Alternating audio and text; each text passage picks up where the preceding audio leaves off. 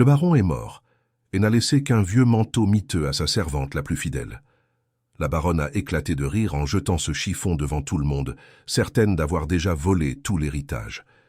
Mais ce que personne ne savait, c'est que le baron connaissait la cruauté de sa femme, et il avait cousu son dernier secret à l'intérieur de la doublure. La chaleur du Maragnan était étouffante ce jour-là, une chaleur qui colle à la peau et qui rend l'air lourd, presque irrespirable. Au domaine de l'ombre sèche, l'ambiance était encore plus pesante que d'habitude. On venait d'enterrer le baron Valeriano, un homme qui, malgré sa fortune, avait fini ses jours dans un lit trempé de sueur, s'éteignant petit à petit sous les yeux d'une épouse qui semblait plus pressée de compter les pièces d'or que de lui tenir la main. Rosa était là, dans un coin de la grande salle, les mains jointes, le regard bas. À 45 ans, elle avait passé plus de la moitié de sa vie dans les couloirs de cette maison. Elle connaissait chaque grincement de plancher, chaque secret caché derrière les rideaux de velours, et surtout, elle connaissait le vrai visage de la baronne Éléonore. Remarquez bien ceci, dans ces grandes propriétés, le mépris est souvent l'arme préférée des coupables pour cacher leur peur. La baronne se tenait debout près de la cheminée malgré la chaleur. Elle portait un deuil qui lui allait trop bien, un noir profond qui faisait ressortir la pâleur de son visage et l'éclat de ses yeux avides. À ses côtés, Maître Anselme, le notaire du bourg, tripotait ses papiers avec une nervosité qui ne trompait personne. Anselme n'était pas un homme de loi, c'était un homme de prix. Tout le monde savait qu'il vendait sa signature au plus offrant. Et ce jour-là, l'offre d'Éléonore avait dû être particulièrement généreuse. Le baron Valeriano était à peine froid que déjà, le destin de ses terres et de ceux qui y travaillaient se jouait dans un froissement de parchemin. Rosa sentait son cœur battre contre ses côtes. Elle se souvenait des paroles du baron, quelques jours avant sa fin.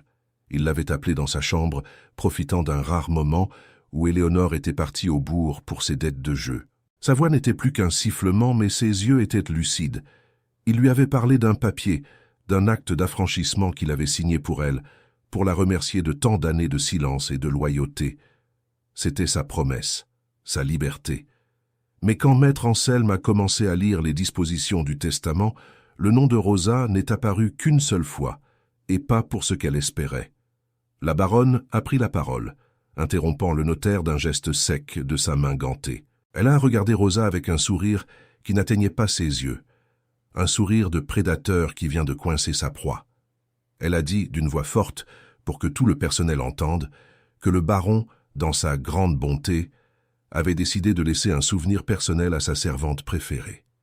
Elle a fait signe à un valet d'apporter un paquet informe, enveloppé dans une toile grossière. Quand elle l'a déballé, un vieux manteau de laine lourde, élimé au coude et couvert de poussière, est tombé sur le sol de marbre. Le rire d'Éléonore a résonné dans la pièce, un son cristallin et cruel. Elle a jeté le manteau aux pieds de Rosa, comme on jette un os à un chien. Pour elle, c'était l'humiliation ultime.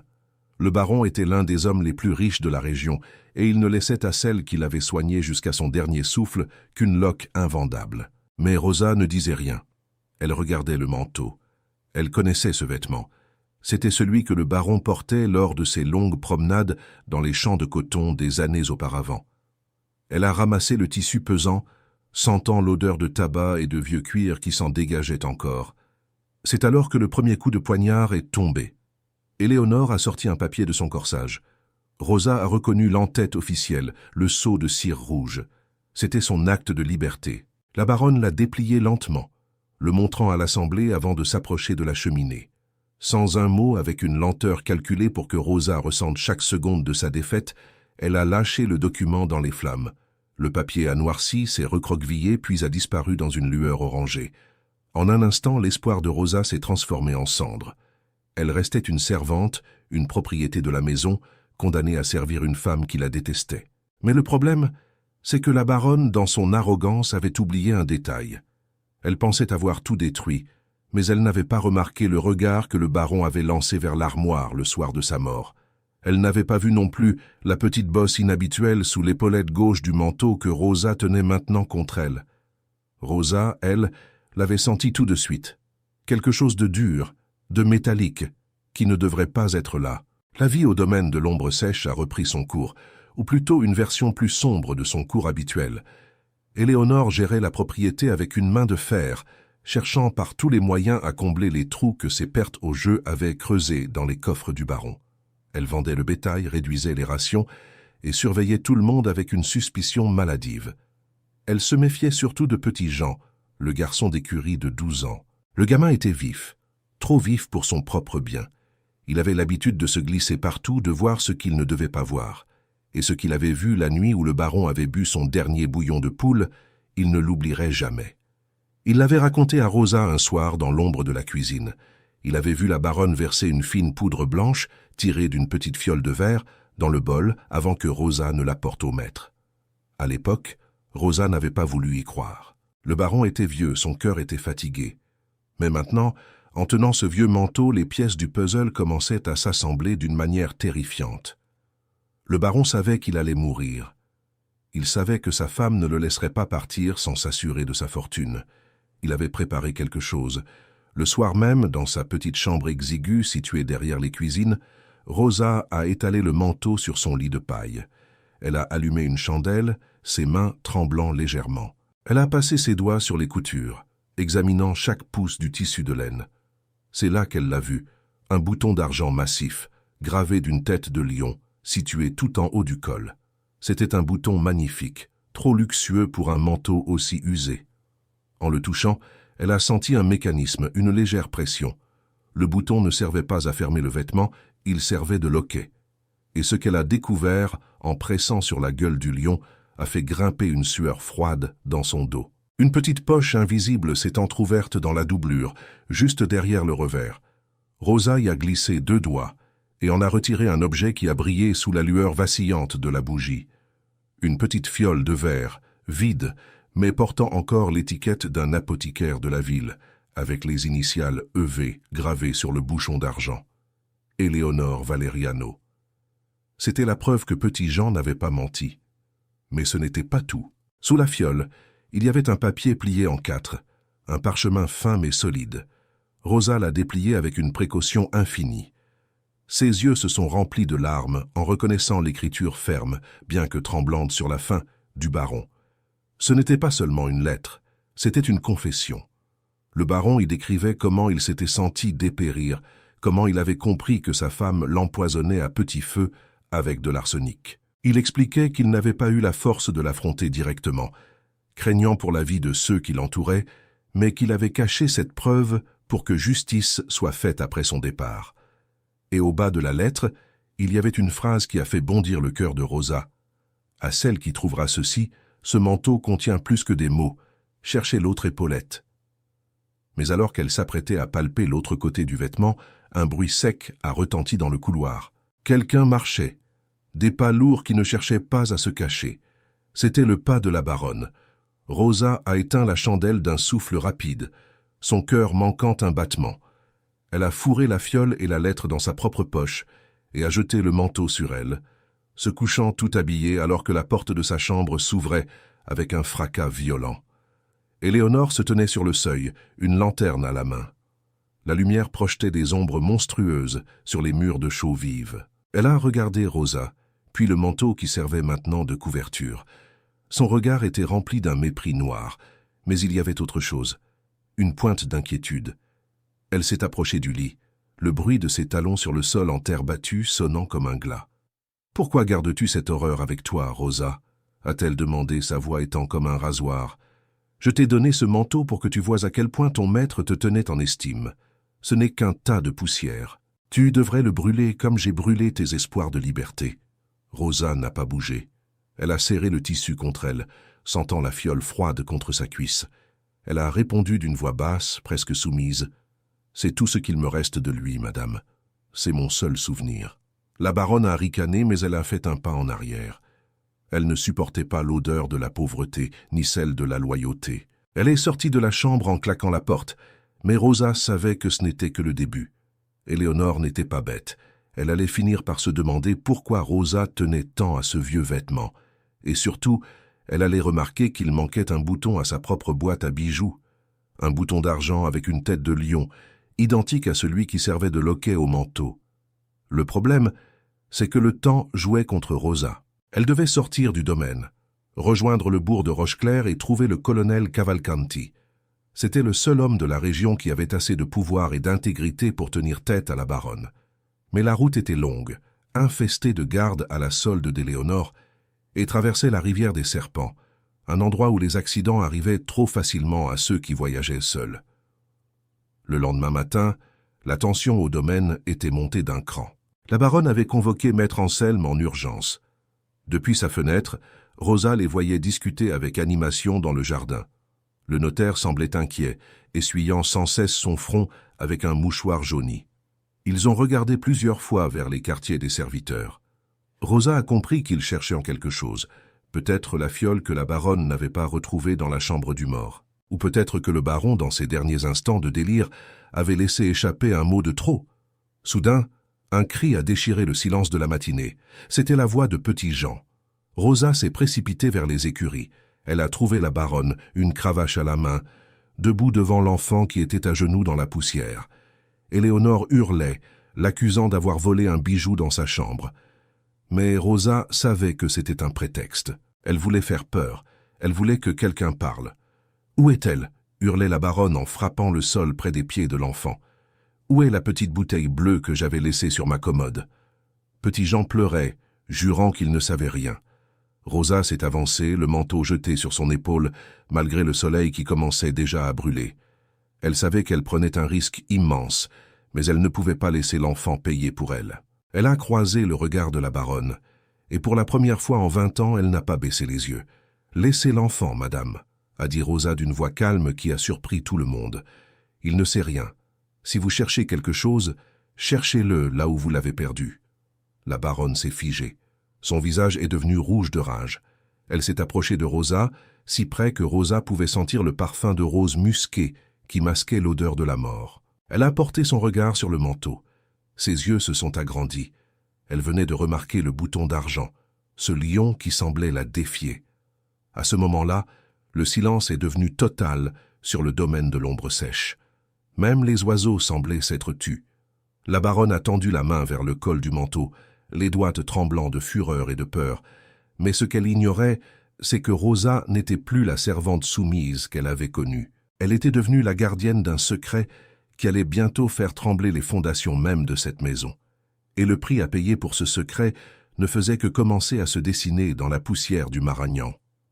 La main de la baronne, fine et pâle comme de la porcelaine, s'était lancée vers le col du manteau. Ses doigts griffus cherchaient le bouton d'argent, ce lion qui semblait la narguer. Mais Rosa a fait un pas en arrière, un mouvement brusque qui a rompu des décennies de soumission apprise. Le silence qui a suivi était plus tranchant qu'un rasoir. Dans la cour du domaine de l'ombre sèche, les autres serviteurs ont retenu leur souffle. On n'échappait pas au contact de la baronne sans en payer le prix. Remarquez bien ceci, certains appellent ça de la discipline, mais c'est de la cruauté, avec un nom et un titre de noblesse pour la masquer. Le visage d'Éléonore s'est décomposé, passant d'une pâleur maladive à un rouge violacé. Elle a levé sa cravache de cuir, celle qu'elle utilisait pour corriger les manquements au service, et l'a abattue sur l'épaule de Rosa. Le coup a fait un bruit sourd contre la laine épaisse du manteau. Rosa n'a pas crié. Elle a serré les dents, sentant la douleur irradier dans son bras, mais elle n'a pas lâché le tissu. Elle savait que si ce manteau lui était arraché maintenant, elle finirait comme le baron, enterrée sous 6 pieds de terre après une agonie silencieuse. « Donne-le-moi » a sifflé la baronne. « Ce chiffon pue la charogne et la trahison. Garde, prenez-lui ce vêtement et jetez-le au feu. Tout de suite. » 2 hommes, des mercenaires qu'Éléonore payait avec l'argent qu'elle n'avait plus, se sont avancés. C'est là que le piège a commencé à se refermer, mais pas sur la proie qu'on imaginait. Rosa a senti une main tirer sur la doublure du manteau, mais au lieu de se déchirer, le vêtement a révélé son poids inhabituel. Un cliquetis métallique a résonné. Les gardes ont hésité. Dans l'esprit d'Éléonore, ce bruit ne pouvait signifier qu'une chose, des bijoux. Elle était convaincue que son mari avait caché ses dernières pièces d'or dans les coutures pour les lui soustraire. Sa cupidité était son plus grand aveuglement. Le problème, c'est que la baronne n'avait pas seulement peur de perdre de l'argent. Elle avait peur de l'ombre qui planait sur la mort du baron. Elle savait ce qu'elle avait mis dans ce bouillon. Elle savait que le flacon d'arsenic qu'elle avait acheté en secret avait disparu de sa cachette. Et voir Rosa, la femme qui avait passé les dernières heures avec le mourant, porter ce manteau comme un bouclier, c'était comme voir un fantôme pointer du doigt le coupable. « Arrêtez !» a hurlé une voix d'homme. Maître Anselme, le notaire, s'avançait en trottinant, son visage gras luisant de sueur. Il avait entendu le tumulte depuis le grand salon. Il a jeté un regard rapide à la baronne, un regard chargé d'une complicité nerveuse. Anselme n'était pas seulement le complice d'Éléonore pour falsifier le testament. Il était celui qui lui fournissait les moyens de ses ambitions. Mais il était aussi un lâche. Il voyait la foule de serviteurs s'amasser, les regards noirs qui pesaient sur eux. Une révolte était la dernière chose dont il avait besoin avant que les terres ne soient officiellement vendues. « Madame la baronne, restons calmes », a-t-il balbutié. « Le règlement de la succession doit se faire dans l'ordre. Si cette femme a volé quelque chose, nous le découvrirons bien assez tôt devant les autorités. » Éléonore a jeté un regard furieux au notaire. Elle voulait le sang de Rosa, là, maintenant. Mais elle a vu petit Jean, le petit garçon d'écurie, qui la fixait avec une intensité terrifiante pour un enfant de son âge. L'enfant savait, et si l'enfant savait, d'autres savaient peut-être aussi. Elle a baissé sa cravache, mais son regard est resté fixé sur le bouton d'argent. « Qu'on l'enferme dans le séchoir à tabac », a-t-elle ordonné froidement. « Puisque tu aimes tant ce manteau, Rosa, tu vas dormir avec lui dans la poussière. Demain, au lever du jour, le notaire et moi inspecterons chaque fibre de ce vêtement. Et si j'y trouve ne serait-ce qu'une épingle qui m'appartient, tu seras livré au bourreau pour vol domestique. » Les gardes ont empoigné Rosa par les coudes. Elle n'a pas résisté. Elle s'est laissée entraîner vers le bâtiment en bois brûlé par le soleil qui servait à faire sécher les feuilles de tabac. C'était une prison de planches disjointes, où l'air était saturé de l'odeur âcre et sucrée des plantes. On l'a jetée à l'intérieur et le verrou a grincé. Seule dans l'obscurité, Rosa s'est effondrée contre les sacs de jute. Son épaule la brûlait, mais son esprit travaillait à une vitesse folle. Elle a sorti la fiole de sa poche et l'a serrée contre son cœur. Elle avait la preuve, mais elle se souvenait des dernières paroles écrites du baron. « Cherchez l'autre épaulette ». Avec des mains tremblantes, elle a commencé à palper l'épaule droite du manteau. Le tissu était plus rigide de ce côté-là. Elle a cherché un autre bouton, une autre ouverture, mais rien. Puis, en passant ses doigts sous la doublure de soie usée, elle a senti une forme plate et dure. Ce n'était pas du métal, c'était du cuir. Un petit étui de cuir cousu directement entre la laine et la soie, si finement que seul un œil de couturière comme le sien pouvait le détecter. Dehors, elle entendait les voix d'Éléonore et d'Anselme qui se disputaient près de la maison principale. La baronne exigeait que le notaire trouve un moyen légal de faire disparaître la servante avant que le colonel Cavalcanti ne vienne inspecter le domaine pour la vente des terres. Anselme protestait, craignant que le colonel, un homme aux principes rigides, ne flaire une irrégularité. « Tu ne comprends pas, imbécile !» criait Éléonore. « Elle a le flacon, je le sais. Si elle arrive à parler au colonel, nous finirons tous les deux à la potence. » Rosa a frissonné. Sa vie ne tenait plus qu'à un fil, et ce fil était cousu dans le manteau qu'elle portait. Elle a arraché délicatement quelques points de couture avec ses dents. L'étui de cuir a glissé dans sa main. À l'intérieur, elle a trouvé un document plié. Ce n'était pas un autre acte d'affranchissement, c'était un acte de propriété. Le baron, sachant que son testament serait contesté ou détruit, avait fait enregistrer secrètement une partie des terres les plus fertiles du domaine au nom de Rosa, en guise de dot pour sa liberté. Le document était dûment signé par un autre notaire de la capitale, des mois auparavant. Mais ce que Rosa ne savait pas encore, c'est que ce document contenait aussi une clause qui allait faire s'effondrer tout le plan d'Éléonore. Une clause qui stipulait que si le baron mourait de cause non naturelle, l'intégralité du domaine serait placée sous la tutelle de l'État jusqu'à la fin d'une enquête criminelle. Soudain, un grattement s'est fait entendre contre la paroi du séchoir. Rosa a sursauté, cachant les papiers sous sa chemise. Une petite voix a murmuré à travers les planches. « Rosa, c'est moi, Jean. Il prépare les chevaux. La baronne a envoyé un message au bourg. Elle veut que les hommes de main vous emmènent cette nuit, avant l'aube. Elle a dit qu'il y aurait un accident dans les marais. » Le sang de Rosa s'est glacé. Elle n'avait plus le temps d'attendre la justice. La justice devait aller à elle ou elle devait aller à la justice. Mais entre le domaine et le bourg, il y avait la rivière des serpents, et les gardes d'Éléonore connaissaient chaque sentier de la forêt. « Jean, écoute-moi » a murmuré Rosa contre la cloison. « Tu dois aller chercher mon sac de couture dans la cuisine. Il y a un grand couteau dedans. Et apporte-moi de l'eau, je pars ce soir. Mais les chiens, Rosa, ils vont vous traquer.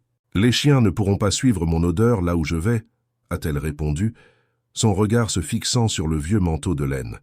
Elle a compris à ce moment-là que le baron n'avait pas seulement caché des preuves dans ce vêtement. Il lui avait donné un plan d'évasion. Le manteau était imprégné d'une huile spéciale, une recette que le baron utilisait pour éloigner les prédateurs lors de ses chasses en forêt. C'était pour cela qu'il sentait si fort le tabac et le cuir vieux. Mais alors qu'elle s'apprêtait à déchirer une planche pour sortir, une lumière a filtré sous la porte. Les pas de maître Anselme approchaient. Il n'était pas venu pour discuter. Il tenait une torche dans une main et une dague dans l'autre. Il avait décidé que pour sauver sa propre peau, il devait faire le sale travail de la baronne lui-même. Le problème, c'est qu'il ne savait pas que Rosa n'avait plus peur de lui. Elle s'est tenue debout dans l'ombre, le manteau drapé sur ses épaules comme une armure, attendant que le verrou tourne. Ce qui allait se passer dans ce séchoir n'était que le premier acte d'une vengeance qui couvait depuis bien trop longtemps. Le verrou a tourné. Un cri de métal dans la nuit qui a fait vibrer les planches du séchoir. Maître Anselme est entré, la main tremblante, tenant sa torche comme si elle pouvait le protéger de sa propre peur. Il ne voyait rien dans l'obscurité épaisse, saturée par l'odeur du tabac, mais il savait que Rosa était là. Il a avancé d'un pas, la dague brillant d'un éclat sinistre. Le problème, c'est qu'il pensait traquer une servante apeurée, alors qu'il faisait face à une femme qui n'avait plus rien à perdre. Rosa s'est jetée sur lui avant même qu'il ne puisse lever sa lampe. Elle n'a pas utilisé de couteau. Elle a utilisé le poids même du manteau, cette laine lourde imprégnée de secrets, pour l'aveugler. Elle a rabattu le vêtement sur la tête du notaire, l'étouffant sous les plis épais. Anselme a lâché sa dague, ses mains s'agitant désespérément dans le vide. Il a trébuché, renversant sa torche sur le sol en terre battue.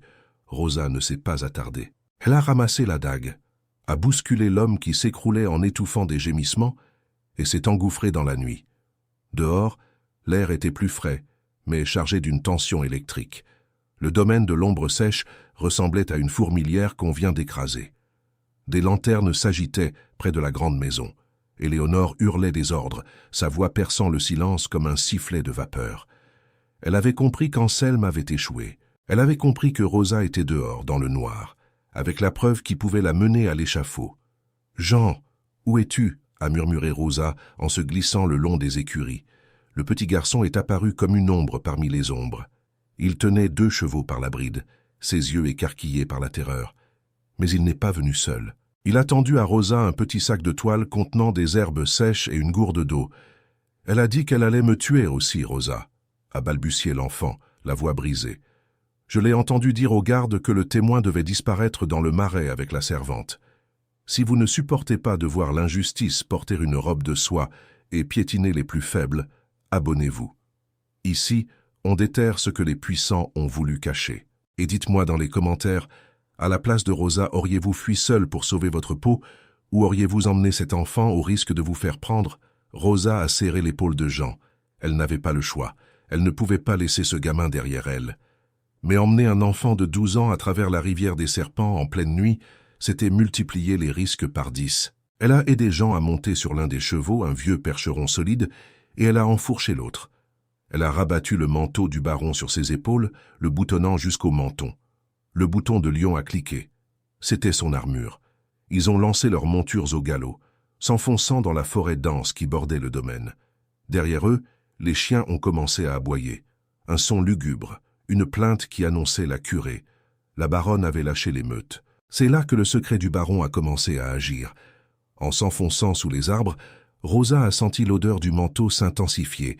Ce n'était plus seulement du tabac, c'était une fragrance âcre, presque chimique, qui semblait émaner des fibres mêmes du tissu. Elle s'est souvenue des voyages du baron dans les terres reculées du Pantanal. Il en était revenu avec des fioles d'huiles étranges, capables de masquer l'odeur d'un homme face aux prédateurs les plus féroces. Il n'avait pas seulement caché des papiers dans ce manteau, il l'avait préparé pour une chasse à l'homme. Le problème, c'est que si les chiens perdaient la trace, les gardes, eux, connaissaient le chemin. Ils savaient que pour rejoindre le bourg de Rocheclair, il fallait passer par le Gué du Diable, le seul endroit où la rivière des serpents était franchissable à cette période de l'année. « Ils vont nous attendre là-bas », a crié Jean par-dessus le fracas des sabots. Non, a répondu Rosa, le regard fixé vers l'obscurité. On ne va pas au gué, on va traverser par les eaux mortes. Jean a blêmi. Les eaux mortes étaient un labyrinthe de racines et de vases où même les alligators hésitaient à s'aventurer. C'était une zone de sable mouvant et de courants traîtres. Mais Rosa savait quelque chose que les gardes ignoraient. Le baron l'y avait emmené une fois, des années auparavant, pour lui montrer un passage secret, un vieux pont de pierre submergé que seuls les anciens connaissaient. Alors qu'ils approchèrent de la rive, le bruit des poursuivants s'est rapproché. Les torches des gardes dansaient entre les troncs des arbres, à moins de 200 mètres derrière eux. On entendait le claquement des fouets et les cris d'encouragement des hommes. La baronne avait promis une prime à celui qui ramènerait le manteau. Pas la femme, le manteau. Rosa a arrêté son cheval au bord de l'eau noire. La rivière semblait immobile, une surface de miroir sombre qui cachait des profondeurs mortelles. Elle a senti une présence dans les fourrés, un mouvement furtif. Ce n'étaient pas les gardes. C'était la faune de la rivière qui s'éveillait. Elle a retiré le manteau et l'a frotté vigoureusement contre les flancs des 2 chevaux, puis elle l'a remis. Elle a fait signe à Jean de ne pas faire de bruit. Ils sont entrés dans l'eau. Le froid a saisi les jambes des chevaux qui ont henni de peur. Rosa les a forcés à avancer. L'eau est montée jusqu'à leurs genoux, puis jusqu'à leur ventre. À cet instant précis, une silhouette a surgi sur la rive qu'ils venaient de quitter. Ce n'était pas un garde.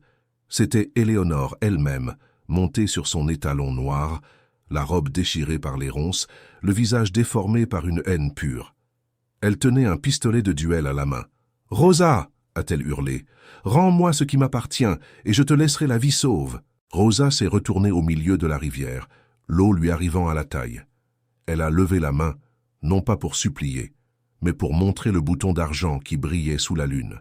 « Ce qui vous appartient, madame, c'est le poison qui a tué votre mari, » a crié Rosa. « Et ce manteau, c'est votre linceul. » La baronne a épaulé son arme. Un coup de feu a déchiré la nuit, l'éclair de la poudre illuminant brièvement les arbres. La balle a sifflé à quelques centimètres de l'oreille de Rosa, frappant un tronc d'arbre de l'autre côté. Mais l'étalon de la baronne, effrayé par la détonation, s'est cabré violemment.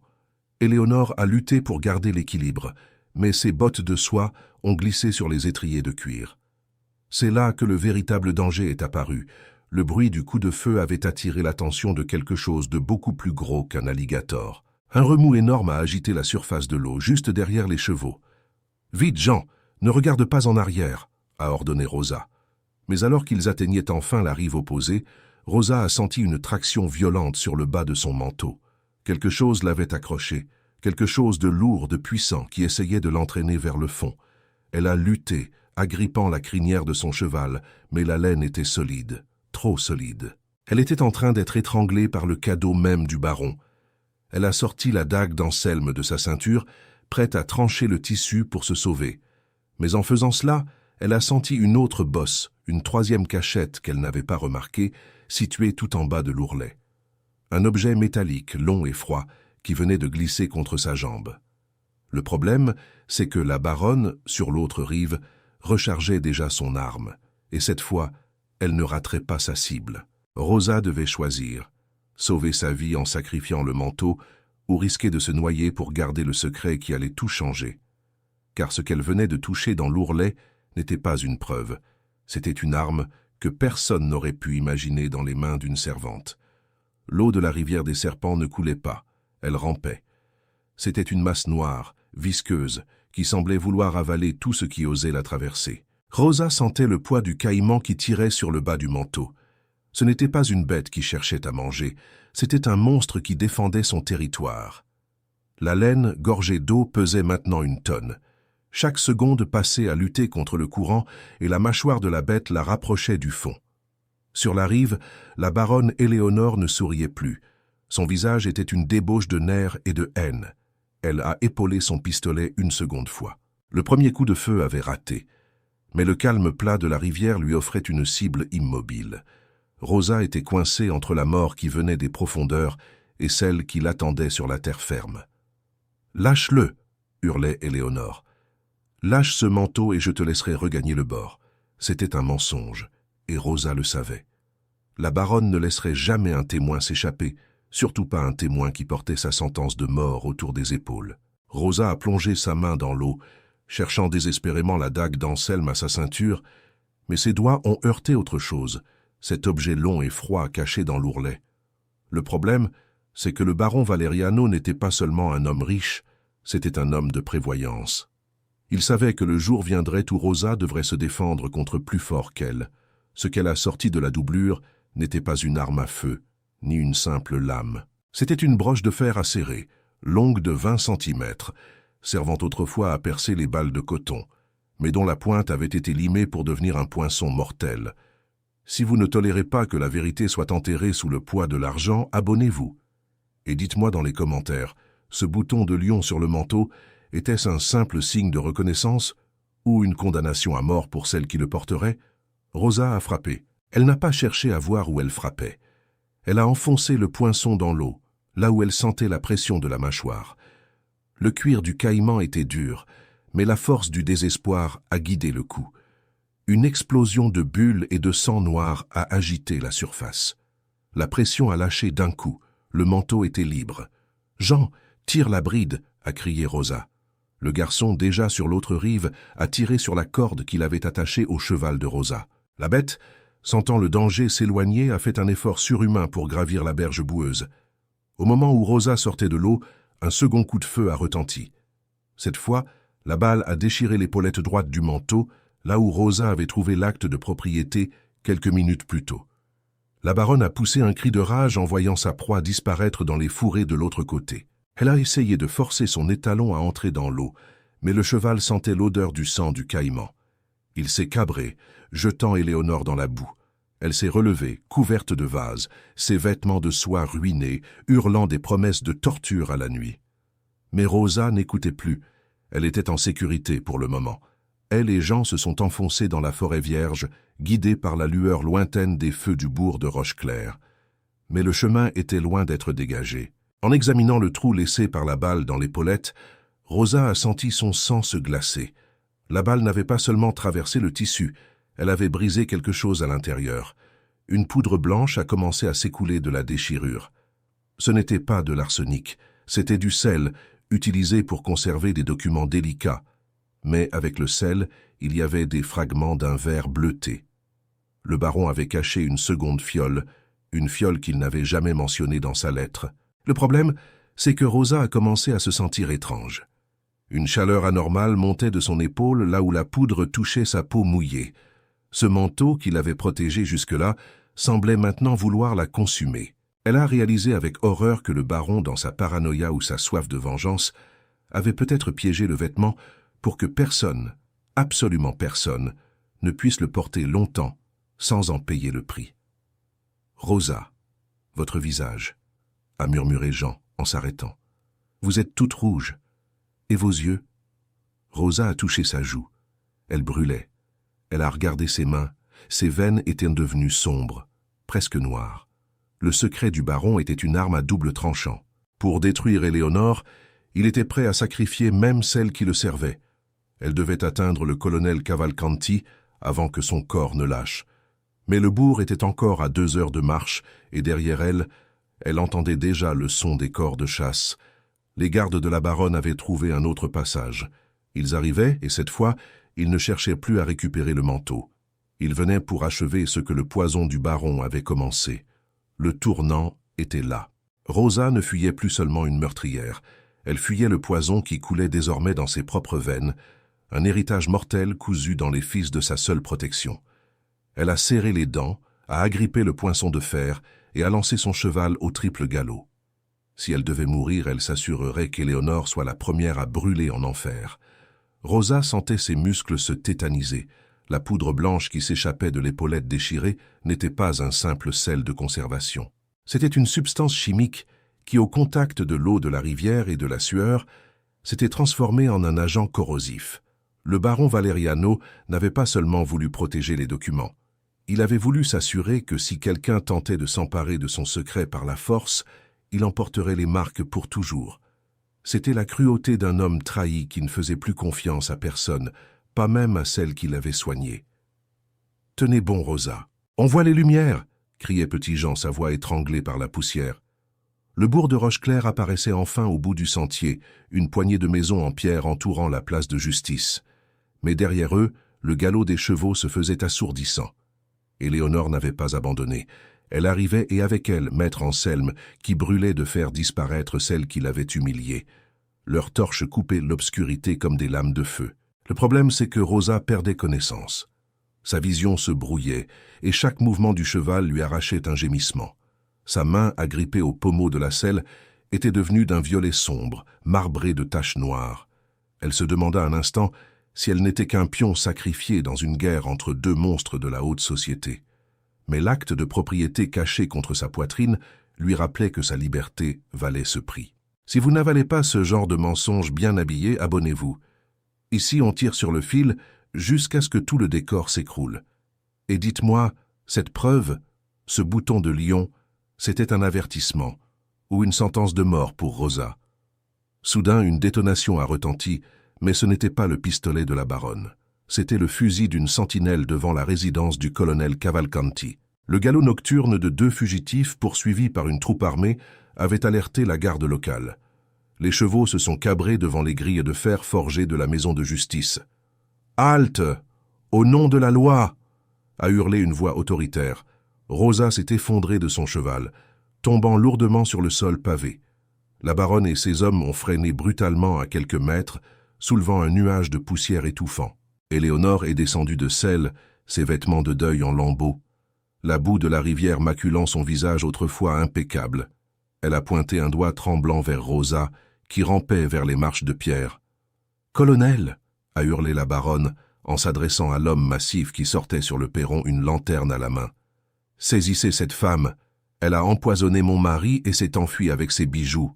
Regardez ses mains, elle porte déjà la marque de son crime. » Le colonel Cavalcanti s'est approché lentement. C'était un homme froid, dont le regard semblait peser chaque mot. Il a observé le visage brûlé de Rosa, puis ce manteau de laine qui semblait dégager une odeur de soufre. Le silence est devenu total sur la place, alors que les habitants commençaient à ouvrir leurs fenêtres. C'est alors que Rosa, dans un dernier effort de lucidité, n'a pas montré l'acte de propriété.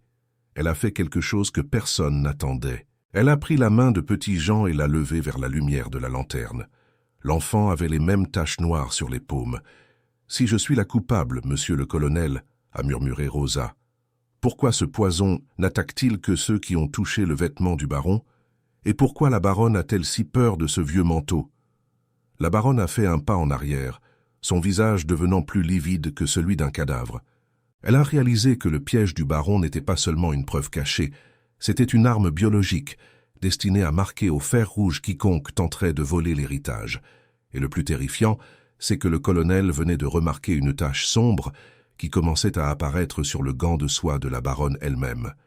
Le secret était en train de ronger la chair de tout le monde, et la vérité allait enfin exploser au grand jour. Le colonel Cavalcanti a saisi le poignet de la baronne avec une force qui a fait craquer ses os. Sous le gant de soie arraché, la peau était déjà rongée par le même noir corbeau qui marquait Rosa.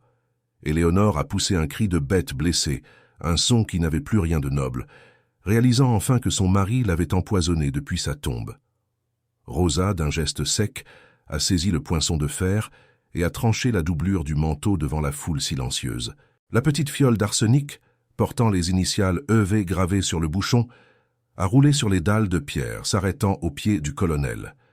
Puis les actes de propriété et la confession manuscrite du baron ont été étalés sous la lumière crue des lanternes pour que tout le bourg puisse voir l'horreur. La chute a été totale et sans appel. Maître Anselme, terrifié par la perspective de la potence, a tout déballé sur les falsifications de documents, les dettes de jeu massives et le poison qu'il avait lui-même aidé à se procurer. Éléonore a été traînée vers le cachot le soir même, ses terres saisies pour payer ses crimes et son nom rayé de la liste des vivants. Rosa a officiellement reçu son titre de propriété et son acte de liberté des mains du colonel, devant le peuple de Rocheclair, qui la regardait avec un nouveau respect. Elle a gardé petit Jean à ses côtés, transformant le domaine de l'ombre sèche en une terre de travail libre et de dignité. Les marques sombres sur ses mains ne sont jamais parties, mais elle les portait avec la fierté de celle qui a survécu à l'enfer pour obtenir justice. Abonnez-vous. Ici, on déterre ce que les puissants ont tenté d'enterrer à jamais. Et dites-moi dans les commentaires, vous pensez que quelqu'un au domaine savait tout depuis le début, ou tout le monde a simplement préféré faire semblant pour ne pas finir dans la fosse? La cupidité finit toujours par aveugler celui qui la porte. Éléonore a ri d'un vieux manteau miteux qu'elle jugeait sans valeur, mais c'est ce même tissu qui a servi de linceul à son avenir. La justice n'est pas venue par miracle. Elle a été patiemment cousue dans l'ombre par un homme mourant et portée au grand jour par une femme qui a refusé de mourir en silence.